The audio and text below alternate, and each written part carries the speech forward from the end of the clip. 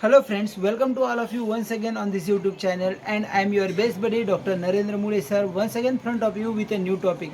And the today's topic is what is the structure of AEC English paper same first. जो paper अभी 26 या 7 नवंबर को होने वाला है उसका स्ट्रक्चर क्या रहेगा इसके बारे में हम डिस्कस करेंगे। एईसी इंग्लिश को खास करके FY BA BCom BSc के बच्चों के लिए है, और यही बच्चे जो न्यूली कॉलेज में एडमिटेड हुए हैं उनको पता ही नहीं चलता कि हमें पेपर कैसे लिखना चाहिए, क्या होता है, स्ट्रक्चर क्या होता है, किस प्रकार से हमें स्टडी करनी चाहिए, इन सब चीज़ों के बारे में उनको ठीक से पता नहीं है। इसलिए मैं ये वीडियो आप सबको लिए लेके आया हूँ। लेकिन friends, be sure that you should have to prepare yourself properly.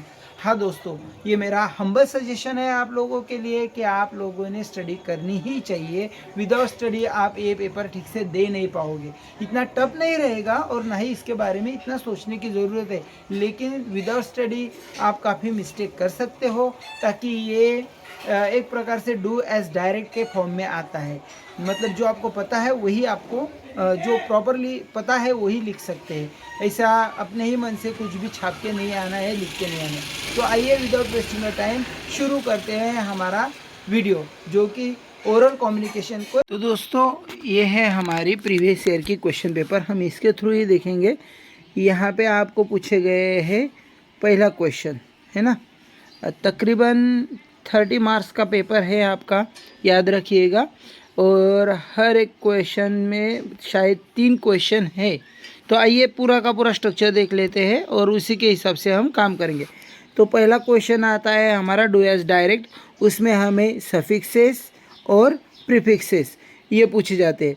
Suffix क्या होता है दोस्तों? जो अभी यहाँ पे स्पीक शब्द दिया है तो इसके पीछे, जैसे कि स्पीकिंग, ये बनेगा, ING लग गया है ना, या फिर स्पीकर बनेगा, यहाँ पे ER लगा। तो जो कोई भी वर्ड दिया है उसके पीछे जो भी शब्द लगता है उसको सफिक्स बोलते हैं, ये पूछा गया है। फिर इसी में बी पार्ट पूछा गया है और वो होता है प्रीफिक्स। जैसे कि यहाँ पे एक्ट दिया है ना, एक्ट, तो इन एक्ट बनेगा, या फिर प्रीफिक्स के थ्रू इन एक्ट बनेगा, या फिर जो भी वर्ड बनेगा वो आपको लिखना है। Level, dish level, in level, ये बन सकता है। फिर आगे बनता है एक ही प्रश्न में दूसरा आता है वन वर्ड सब्स्टिट्यूशन। कोई भी वर्ड पूछे जाएंगे और उसमें पूछा जाएगा कि भाई इसको क्या बोलते हैं। यहाँ पे दिया है a store house for threshold grain.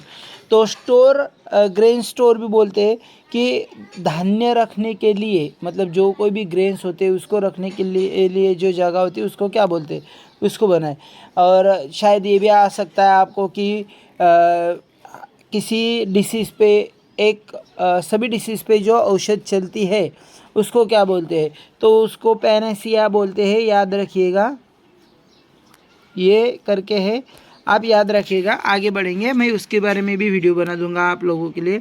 फिर इसी में डी करके भी एक सवाल आता है, जहाँ पे इसी में क्वेश्चन 1 में डी एंटोनिम्स पूछे जाते हैं।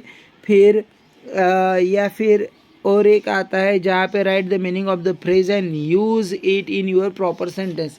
एक फ्रेज पूछी जाएगी जिसको आप लोगों को अपने सेंटेंस में इस्तेमाल करना है। तो ये हो गया हमारा पहला question.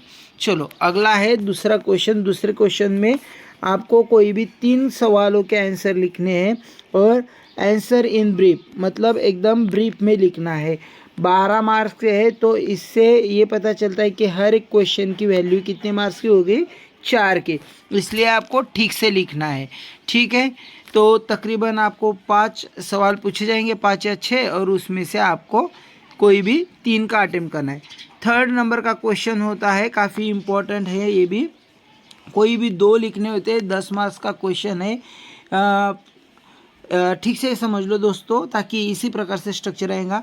Answer any 2 questions from A and B section. कोई भी 2 सवाल है A एंड B से लिखने हैं, लेकिन कैसा है, A से कोई भी एक लिखो और बी से कोई भी एक लिखो, ऐसा होना चाहिए था। ये थोड़ा सा यहाँ पे जमनिंग और प्रॉब्लमेटिक हो गया था पिछली बार। पेपर सेटर को शायद ये बात ध्यान में नहीं आई होगी गलती से। तो देखो ये पूछे भी कैसे जाते हैं, what do you understand by barriers to communication. ये सिंपल तरीका है, डिस्कस एनी टू बैरियर्स। यहाँ पे कोई भी दो बैरियर्स आपको बतानी है। मैंने आपको पढ़ाया है कि what are the barriers in oral communication. तो जितनी भी ओरल कम्युनिकेशन की बैरियर है यहाँ पे दो दिए है तो उस प्रकार से लिखना है। दो पूछी गई है तो एटलीस्ट आपको 4 लिखना है, और 3 पूछी गई है तो ज़्यादा से ज़्यादा लिखने की कोशिश करो दोस्तों, ताकि मार्क्स अच्छे हैं। Name and describe the types of listening. अब कौन कौन सी प्रकार की लिसनिंग होती है, टाइप्स ऑफ लिसनिंग क्या है, ये भी आपको बताना है। फिर आगे बी पार्ट आता है। बी पार्ट में देखिए इन्होंने और भी कॉम्प्लिकेटेड क्वेश्चन पूछे थे। ये पैरा दिया है और होमोफोन्स यूज़ करने थे यहाँ पे हमें, है ना। पिछली बार होमोफोन्स यूज़ करने थे, लेकिन शायद इस बार ये ऐसा कुछ नहीं होगा। यहाँ पे आपको होमोफोन्स नहीं आएंगे, ताकि वो प्रैक्टिकल का पार्ट रहता है, इसलिए मैं मेरे अनुभव की वजह से आपको बता रहा हूँ।